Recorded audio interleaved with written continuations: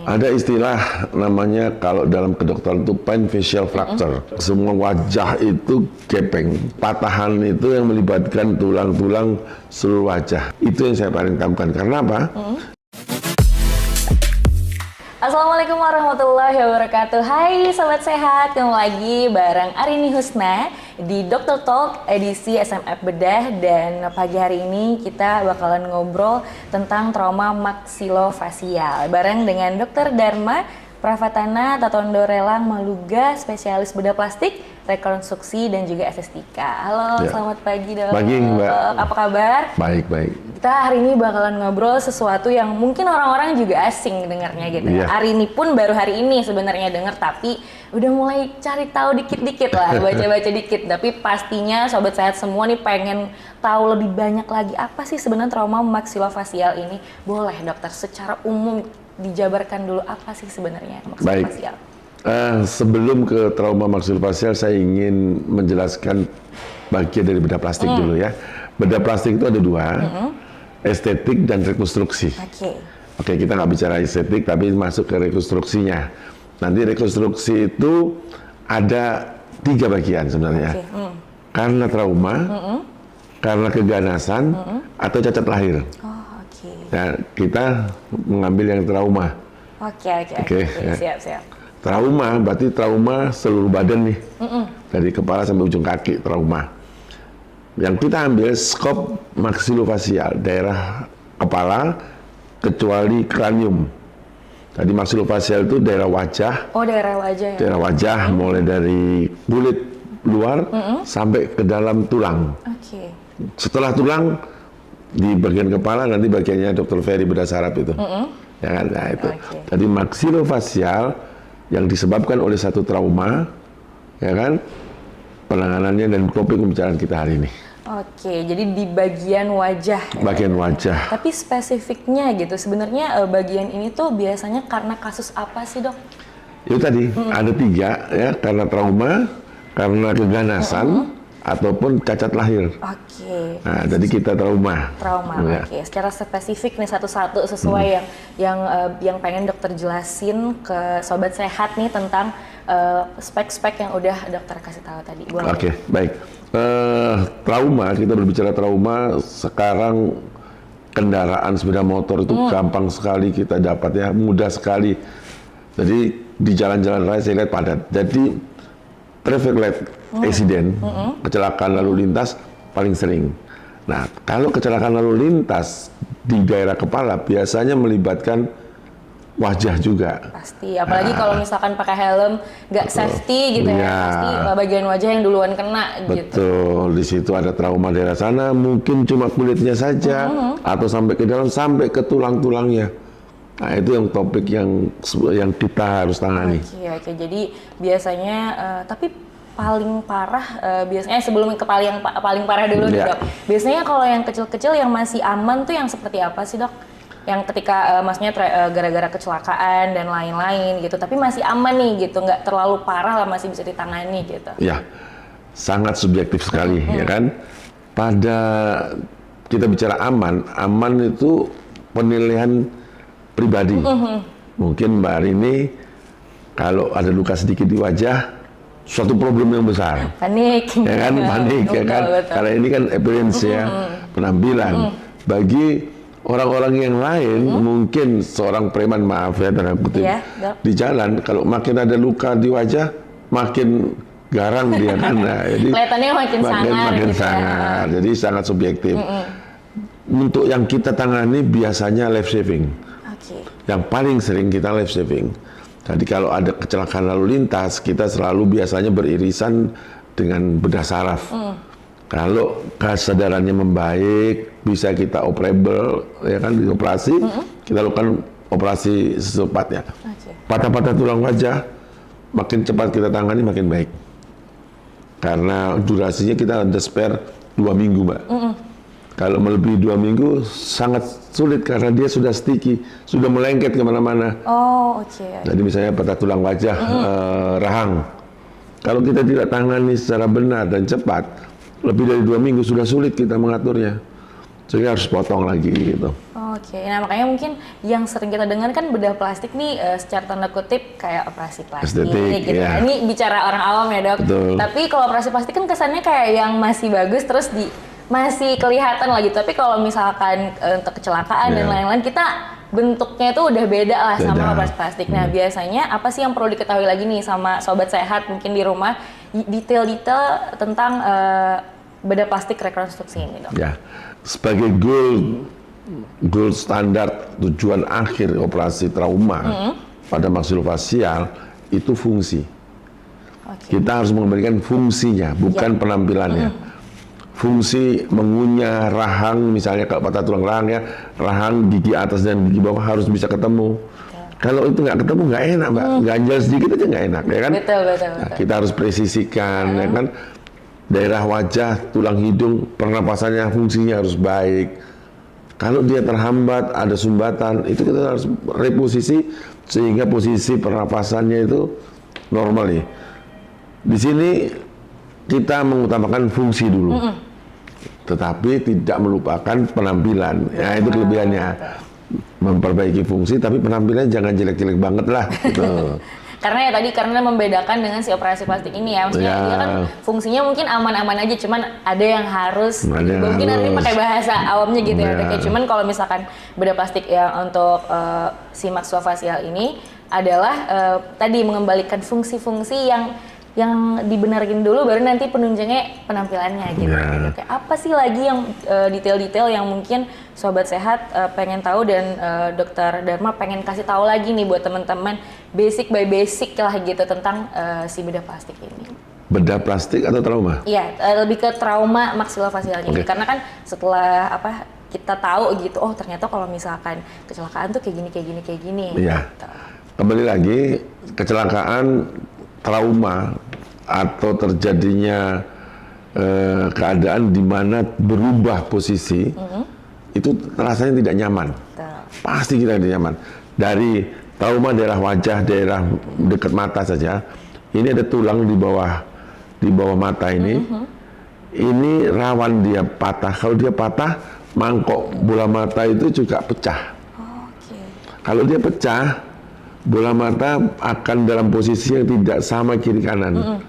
Bahkan ada kemungkinan otot-otot penggerak bola mata itu terjepit di antara pecahan-pecahan itu. Sehingga kalau kita melihat di salah satu arah, yang satu bola mata tetap, yang satu bisa bergerak. Sehingga yang terlihat apa? Double. Jadi kalau ada kecelakaan melibatkan daerah wajah dan mata, paling sering karena ini rawan sekali patah. Coba perhatikan, suruh melirik atas, bawah, kiri, kanan. Kalau ada sesuatu ke arah tertentu dia melihat double, yang dalam istilah kedokteran namanya diplopia, itu harus segera ditangani. Ya kan? Kalau kita melihat cewek cantik double nggak apa-apa mbak, tapi nggak enak rasanya itu pusing kepala itu. Jadi disitulah salah satu indikasi terjadi entrapment otot-otot penggerak bola mata itu di dalam pecahan-pecahan tulang itu, sehingga harus segera dikembalikan. Sejauh ini dok, mungkin dokter pasti udah banyak banget menangani gitu. Sejauh ini yang mungkin menurut dokter paling parah itu yang seperti apa dok? Si penanganannya? Ada istilah namanya kalau dalam kedokteran itu pain facial fracture. Jadi pain facial itu amblek semua wajah itu gepeng. Waduh. Ya kan, jadi patahan itu yang melibatkan tulang-tulang seluruh wajah. Itu yang paling saya takutkan. Sama patah tulang rahang kiri kanan. Itu yang saya paling takutkan. Karena apa? Dia mengganggu fungsi pernapasan. Mengganggu fungsi pernapasan. Sedangkan dalam istilah kami, trauma airway itu penyebab kematian tertinggi.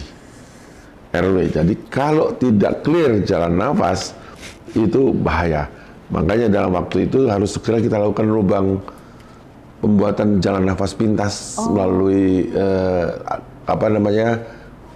tenggorokan. Kita buat jalan lubang, kita buatkan saluran untuk bisa bernapas lewat situ. Nah, ini bebas. Lalu kita tangani saluran nafas itu bisa kembali. Kalau tidak bahaya. Karena kita dalam trauma itu ada istilah apa? Yang paling membahayakan RW A. Kedua B, breathing. Ada trauma daerah pernapasan. Ketiga sirkulasi daerah darah. Itu paling cepat menyebabkan satu kasus kematian.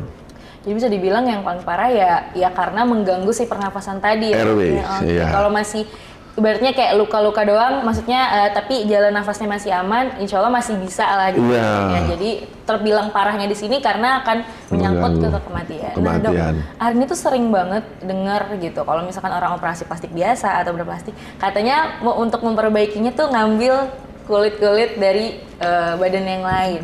Boleh dong dok, ini apakah si bedah plastik ini juga sama gitu?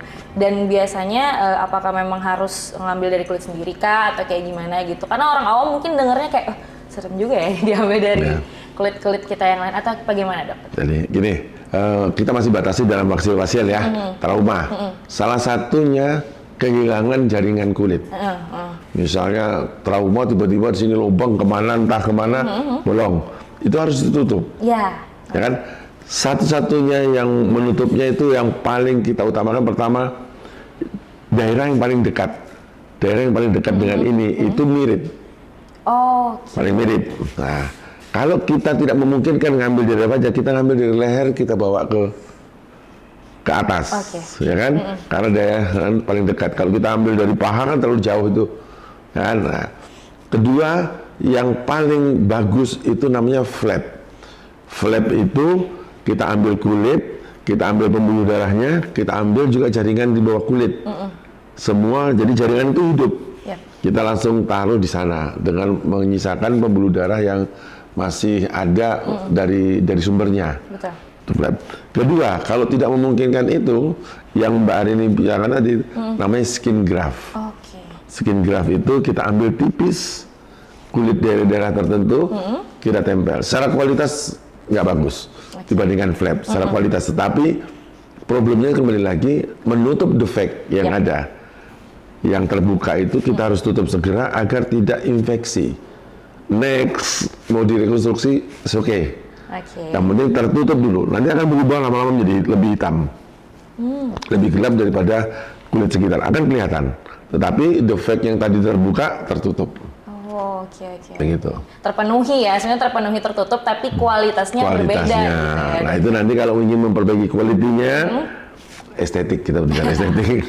Tapi kali ini kita lebih ke rekonstruksi gitu trauma, ya, lebih ke traumanya gitu. Nah, macam-macam trauma yang dokter bilang tadi, ada nggak spesifik lagi trauma-trauma apa aja yang ada pada si bedah plastik ini sendiri? Trauma yang paling lebih menakutkan sebenarnya, Mbak mungkin pernah dengar cerita face off yang ada di Surabaya, karena disiram oleh cuka getah karet. Pernah ya?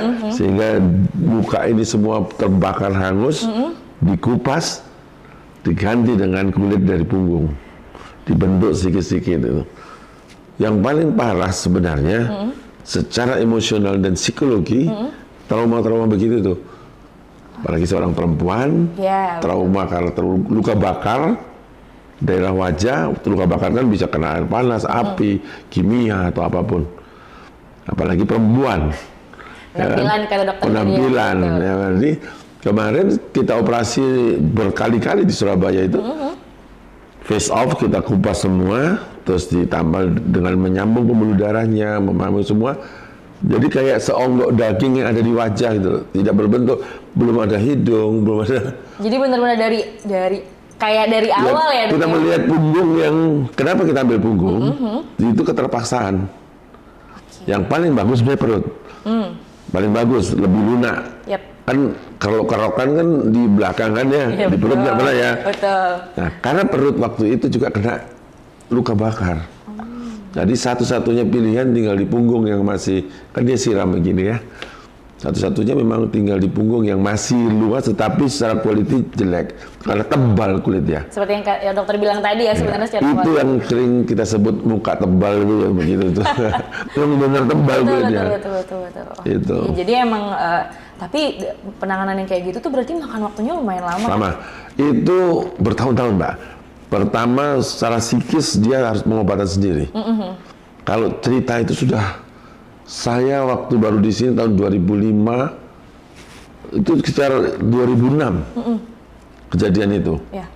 Jadi sampai sekarang itu masih terus diperbaiki terus. Sampai sekarang, Dok? Sampai sekarang. Pertama secara psikis dia terganggu, harus diyakinkan untuk operasi. Ya, karena mental juga ya, Dok ya. Karena ekspektasinya kan setelah dioperasikan kembali lagi wajahnya. Iya, paham. Ya kan? Tadi ekspektasi itu kita harus jelaskan. Setelah operasi bukan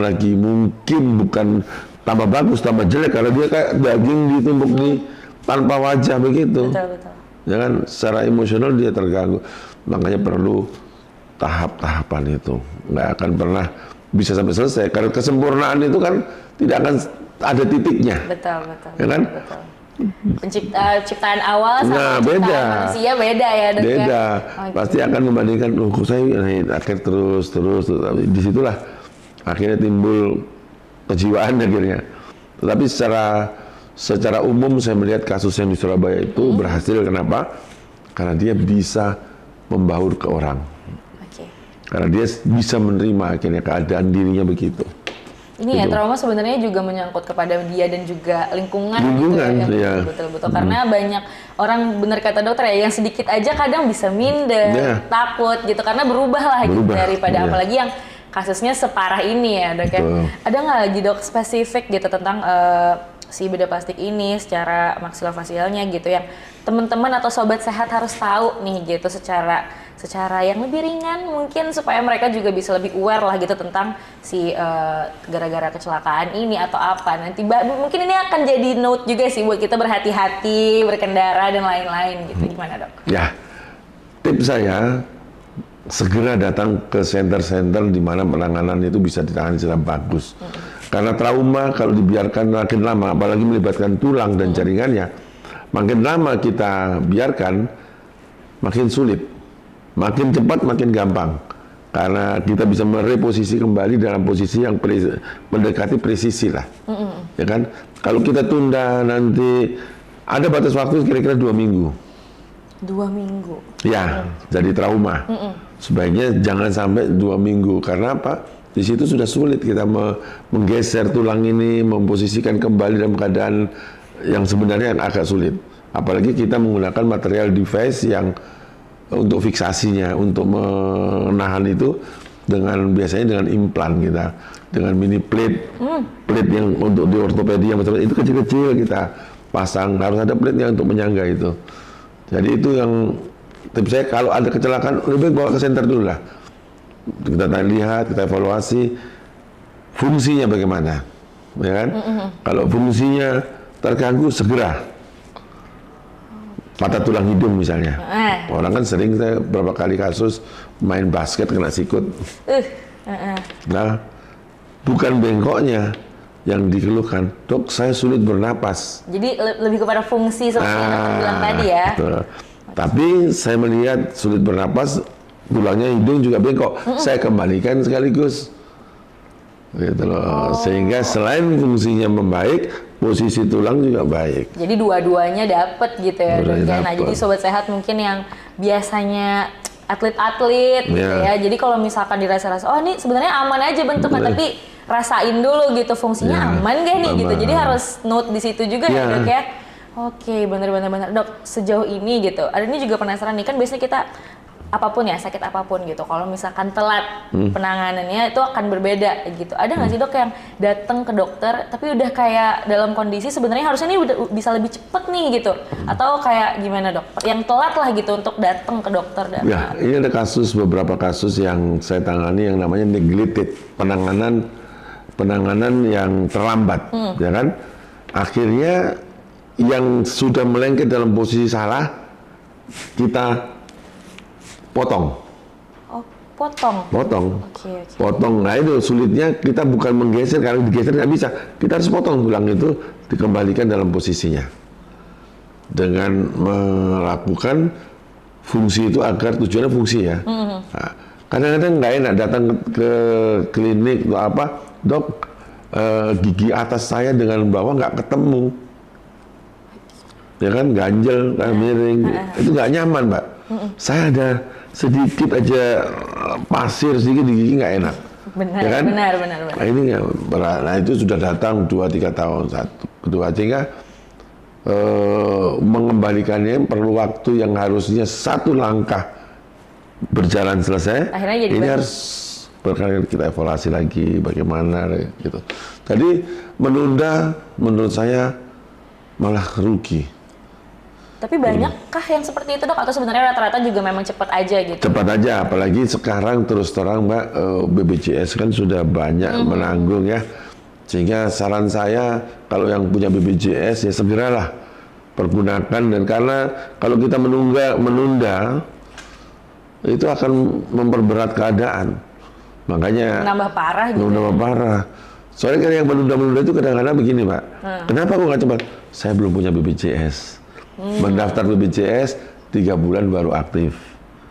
Benar kan? Benar. Makanya sekarang supaya kita preventif lah, urus BPJS sekarang. Secara umum memang harusnya sudah itu menjadi hal yang diprioritaskan. Harus gitu. karena memang apapun nanti kita akan memerlukannya. Saya sendiri pakai BPJS. Apalagi kondisinya yang kita nggak tahu, nauzubillah min dzalik, cuman maksudnya kayak kita nggak tahu nih kapan aja kita kena gitu. Tadi kata dokter telat gara-gara 3 bulan baru aktif, akhirnya tertunda yang harusnya penanganannya Cepat. 1 jadi 2, 3, 4 gitu ya dok ya. Iya. Tapi sejauh ini emang untuk penanganan seperti ini tuh paling cepat berapa lama, paling lama itu sekitar berapa lama dok? Kalau trauma di bawah 2 minggu, artinya makin cepat makin bagus, itu masih toleransi lah. Kita bisa mengembalikan dalam fungsi yang mendekati optimal, ya kan? Makin cepat setelah trauma, asal kondisi kesadarannya baik, nggak ada lain-lain, kita kan makin lebih bagus. Jadi selama ini rata-rata penanganannya itu masih antara 1 minggu. Oh masih lumayan nggak terlalu lama. Ya, karena kan kita ini termasuk rujukan ya. Yep. Jadi kasus kejadian di Batu Licin, dan mereka perjalanan di sini, kita diurus-urus ada semua. Mungkin 1, 2, 3 hari setelah trauma baru kita bisa tangani. Oke. Kalau yang lama dok? Yang lama ada, tapi kayak sekarang tapi kan tidak emergensi dia. Oh ya betul. Nah, jadi bukan ada yang kasus ini banget ya dok. Betul, kalau setelah trauma itu masuk dalam kasus emergensi, case yang kita bisa langsung tindakan. Tapi kalau yang sudah neglected, yang sudah lama itu masuk melalui poliklinik, sehingga dia harus kita periksa, pemeriksaan di poliklinik sampai ada waktu jadwal yang dimana dia harus kita kerja, karena nggak emergensi lagi. Nggak urgent lah ya. Nggak urgent, ya. Nggak, ibaratnya mungkin kayak membetulkan, atau merapikan. Jadi gitu ya. selama ini dia sudah bisa hidup kok, ya kan?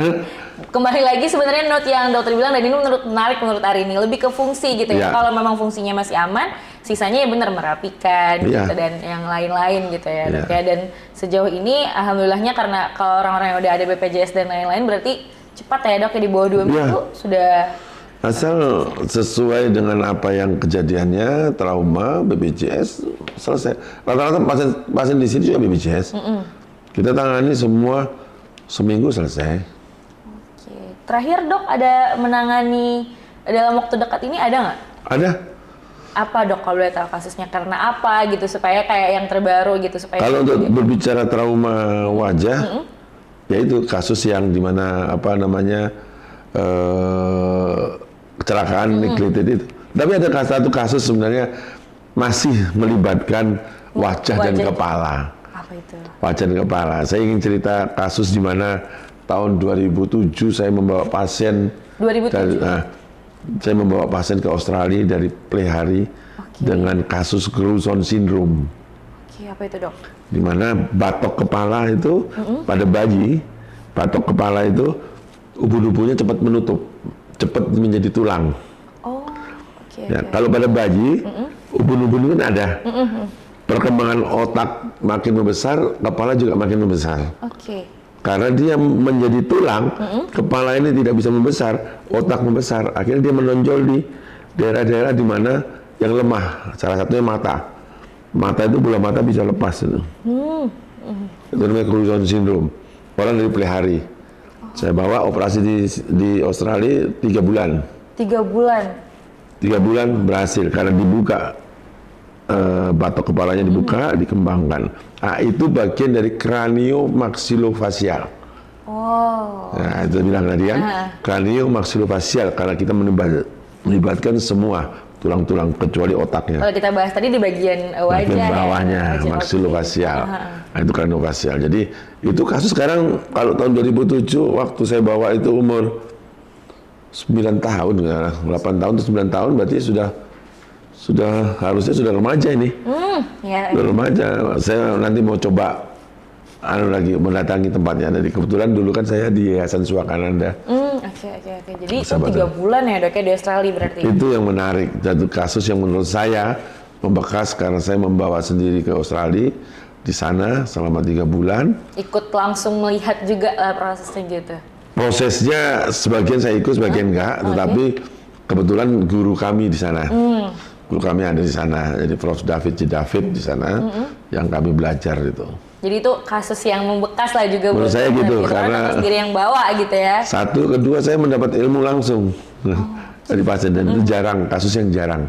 Oh, itu emang kasus yang jarang ditemukan. Jarang ditemukan.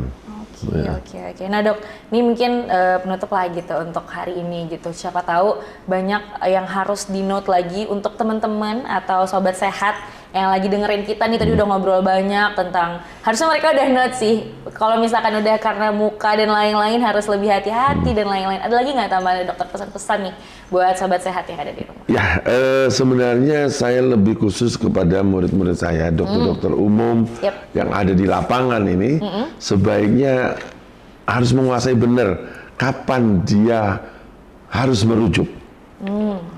Jangan ditahan-tahan. Kadang-kadang, mohon maaf ya kan, saya dulu pernah dokter umum juga. Kadang-kadang, saya bisa kok. Perasaan bisa itu harus satu. Kalau perlu kita harus ada second opinion atau tabayun lah, ya kan?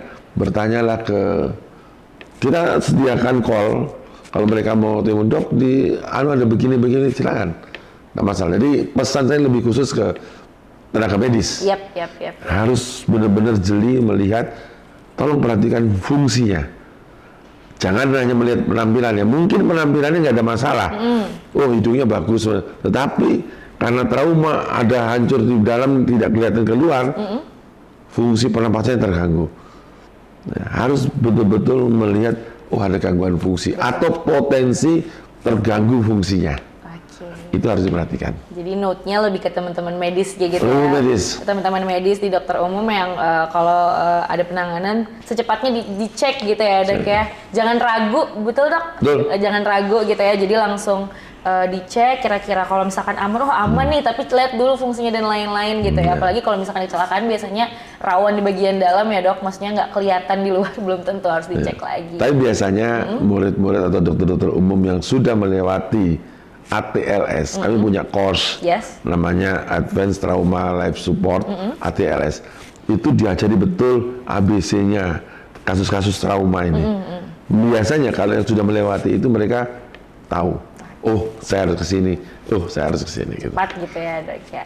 Oke, itu dia tadi. Thank you banget dok udah sharing-sharing masalah trauma maksilofacial. Harusnya kita banyak dapat wawasan baru gitu ya. Maupun kak, sobat-sobat sehat kayak nggak ngerti, nggak apa-apa, belajar dulu ya dok ya, didengerin dulu, siapa tahu nanti ada yang OTW jadi dokter ataupun pengen tahu apa-apa detail. Tapi harusnya lebih seru lagi kalau misalkan banyak dokter-dokter juga yang bakalan ada seminar dan workshop Management and Treatment Multiple Injuries di Jumat sampai Sabtu ya dok, 8 sampai dengan 9 Desember 2023 di Rumah Sakit tentunya RSUD Dr.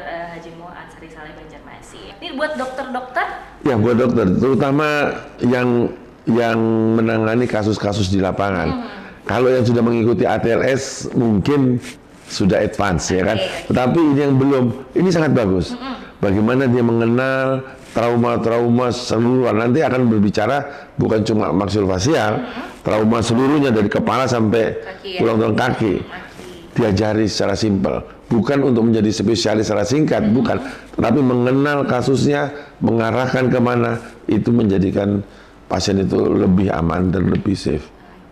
Yang lebih ringan lah gitu ya, makanya untuk dokter-dokter gitu ya. Ya, kalau kita tahu, saya tidak mampu, tapi kasusnya saya tahu, saya harus mengirim kemana, gitu loh. Oke, setuju. Jadi buat dokter-dokter umum gitu ya, Dok ya. Jadi untuk semuanya yang pengen tahu lebih detail lagi lah gitu, tapi untuk penanganan-penanganan yang lain. Ini ya, Dok ya, di tanggal 8 sampai tanggal 9 Desember. Udah, hari ini kasih tahu juga, harganya boleh nanti langsung hubungi yang bersangkutan teman-teman di bidang SMF bedah. Jadi buat teman-teman dokter umum, dokter yang lainnya yang pengen tahu. Sekali lagi thank you Dokter Dharma. Sama-sama Mbak Arini. Ya. Di Dokter Talk tentunya. Jadi buat teman-teman sampai ketemu di Dokter Talk episode berikutnya. Bye-bye.